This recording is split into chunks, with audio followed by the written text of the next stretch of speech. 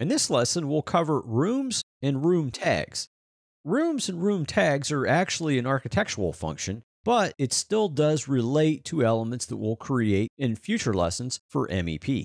For rooms and room tags, the model that I have on my screen, if I zoom in, I see I actually have a few rooms and room tags already predefined. And if I move over the room tag, I actually see it highlights, and it does say room tag. And if I move my mouse a little bit again, I actually will see the actual room itself. Now, the room and the room tag actually can be placed individually or placed together. The rooms can be added before the tag names and room tags, or you could add the rooms to a room schedule and then place those rooms that are already predefined.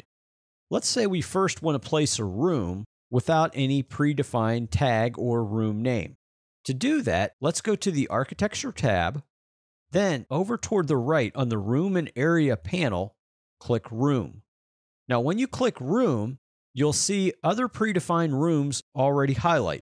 On your options bar, it's saying the room is going to be limited to the first floor. It's giving me an offset height, so we have a volume or an area.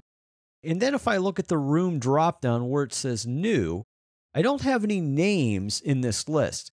Now, if you had room names already predefined but weren't tagged or placed, they would be in this list. And we'll look at that in a minute.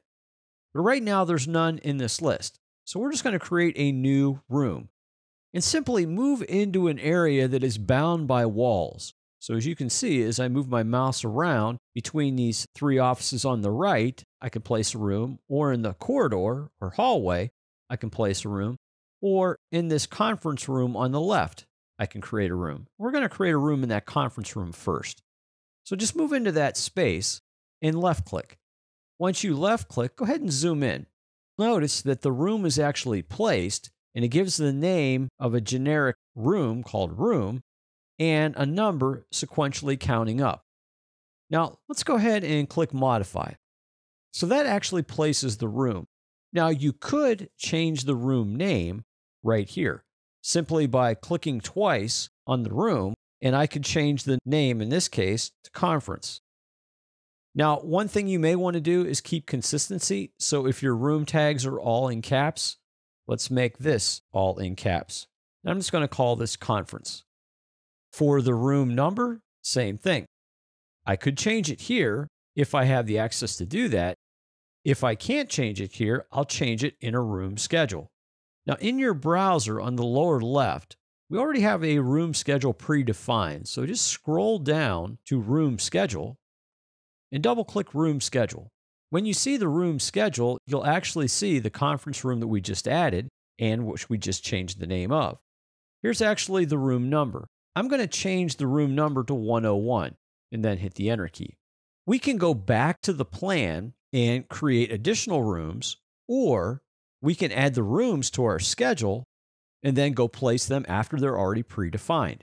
So let's do that in this example. So I want to add 3 more rooms, Office 1, Office 2, and Office 3.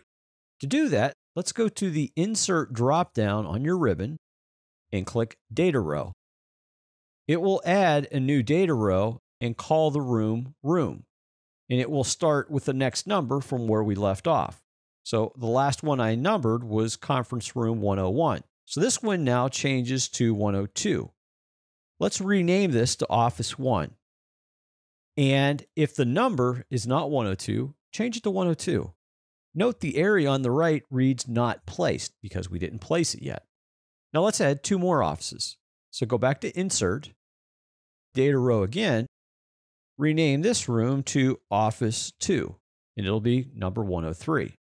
Finally, go back to Insert one more time, click Data Row, and rename this room to Office 3, and it's room 104. And then just click off of the schedule. So the schedule now has been created, and we created the actual room names along with their numbers. We just need to place them now in our drawing.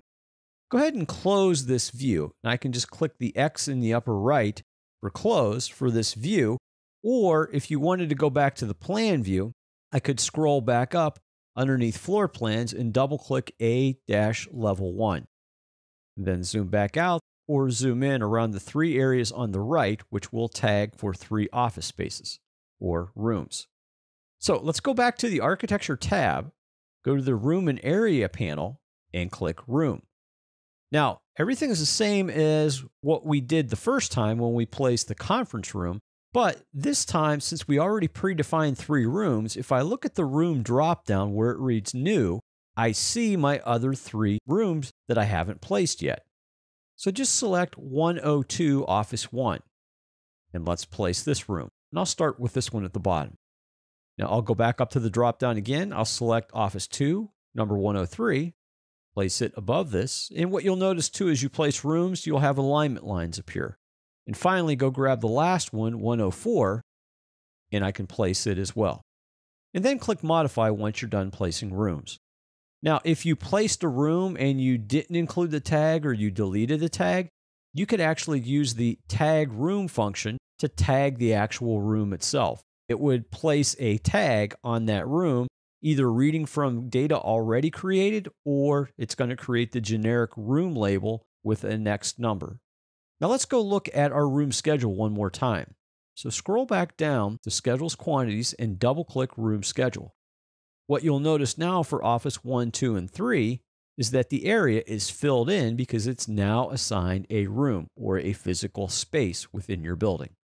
Go ahead and go back to the A-Level 1 floor plan and zoom back out. So as a review, what we covered in this lesson was rooms and room tags. We looked at different ways to place rooms and their tags. First off, by just creating a generic room label and having a room number sequentially count up. Once we placed that room, we manually edited the name of that room and/or number. Another option we looked at was creating or going to a room schedule table that's already been defined and adding our rooms there before they're actually placed. Once we added our rooms to the schedule table, we then went back to our model and placed our rooms, but made sure we selected the room from the room dropdown for which we wanted to place in that actual space.